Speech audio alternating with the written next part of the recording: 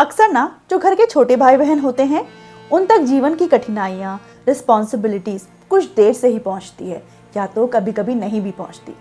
क्यों? क्योंकि उनके पेरेंट्स के साथ साथ उनके बड़े भाई या बहन होते हैं उन कठिनाइयों को, उन रिस्पॉन्सिबिलिटीज को प्यारे भाई बहनों से दूर रखने के लिए। लेकिन लाइफ के तो कुछ और ही प्लान होते हैं। आज के इस वीडियो में हम बात करेंगे महाराज दशरथ के सबसे छोटे बेटे शत्रुघ्न की। अक्सर जब भी शत्रुघ्न का नाम आता है ना, हमें बस एक ही एपिसोड याद आता है जिसमें वो कैकेयी की दासी मंथरा को लात मारकर अयोध्या के राजमहल से बाहर निकालते हैं। पर वाल्मीकि रामायण में इसके बारे में क्या लिखा है, आइए जानते हैं। राजा दशरथ की मृत्यु का समाचार सुनकर भरत के साथ साथ शत्रुघ्न को भी बहुत झटका लगता है। वो अपने पिता को याद करते हैं, उनके साथ बिताए गए पलों को याद करते हैं। वो ये कहते हैं कि हमारे लिए इतनी सारी वस्तुएं संचय करके हमको ये पूछा करते थे कि अपनी प्रिय वस्तु उठा लो, अब हमारे लिए ऐसा कौन करेगा। बोलते हैं कि पिताजी का तो स्वर्गवास हो गया और श्री रामचंद्र जी वनवास को चले गए, अब जीवन में बचा ही क्या है, मैं अग्नि में जाकर आत्मदाह कर लूंगा। वो ये भी कहते हैं कि अब अयोध्या तो सूनी है, मैं यहाँ पर बिल्कुल भी नहीं जाऊंगा और तपस्वियों का सा जीवन जीऊंगा। शत्रुघ्न जी को ये पता लगता है ना कि रामचंद्र जी को वनवास मिल गया है, तब शत्रुघ्न जी भड़क जाते हैं। वो लक्ष्मण जी पे भी गुस्सा करते हैं और बोलते हैं कि किस बात का शूरवीर है वो, अगर उसने श्री रामचंद्र जी के साथ ऐसा होने दिया, उसने उसी वक्त महाराज दशरथ को जेल में क्यों नहीं डाल दिया, जो कि एक स्त्री के मोह में पड़कर अपने पुत्र के लिए ऐसा निर्णय ले रहे थे। वो क्रोधित हो ही रहे होते हैं कि वहीं से दासी मंथरा खूब सुंदर से वस्त्रों आभूषणों में गुजर रही होती है। तभी एक द्वारपाल शत्रुघ्न जी को बताता है कि यही वो दासी है जिसका किया धरा ये सब है। तो शत्रुघ्न जी जाकर मंथरा को उसकी सखियों के बीच से खींच कर लाते हैं। खींचने में दासी के बहुत सारे गहने भी टूट कर गिर जाते हैं। बोलते हैं इसको वैसा ही दंड दिया जाएगा जैसा इसका कर्म है। मंथरा ना कैकेयी को आवाज लगाती है।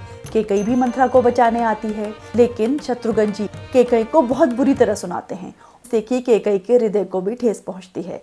और फिर कैकेयी भरत के पास मंथरा की रक्षा के लिए जाती है। भरत शत्रुघ्न को बोलते हैं कि स्त्रियों को मारना गलत है, अगर हम ऐसा कार्य करेंगे तो श्री रामचंद्र जी मुझसे तुमसे बात करना ही बंद कर देंगे।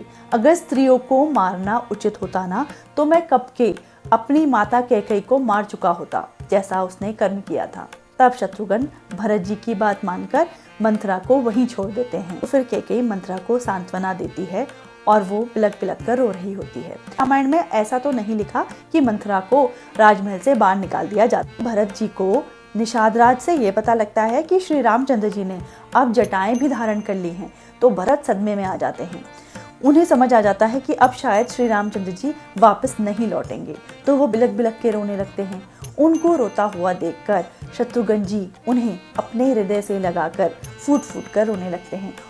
वाल्मीकि रामायण में शत्रुघ्न जी के बारे में बहुत ही कम लिखा गया है, लेकिन सोचने वाली बात यह है कि जब श्री रामचंद्र जी वनवास को चले गए, लक्ष्मण जी भी उनके साथ चले गए और भरत जी अयोध्या के बाहर रहकर तपस्वियों का सा जीवन जी रहे थे, तो शत्रुघ्न जी ही तो थे जो पूरी अयोध्या का, अयोध्या वासियों का ध्यान रख रहे थे।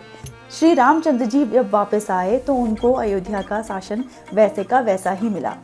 उन 14 वर्षों में अपने बड़े भाई की धरोहर को अच्छे से संभालने वाले शत्रुघ्न जी ही तो थे। अपनी माताओं का, अपनी भाभियों का अच्छे से ध्यान रखने वाले शत्रुघ्न जी ही तो थे।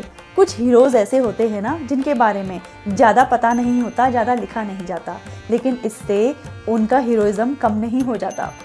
जब ब्रह्मा जी ने भगवान विष्णु से आग्रह किया था ना कि चारों रूपों में अपने को दशरथ के पुत्र के रूप में अवतरित हुआ, राम, लक्ष्मण, भरत और शत्रुघ्न चारों ही विष्णु भगवान के ही रूप हैं।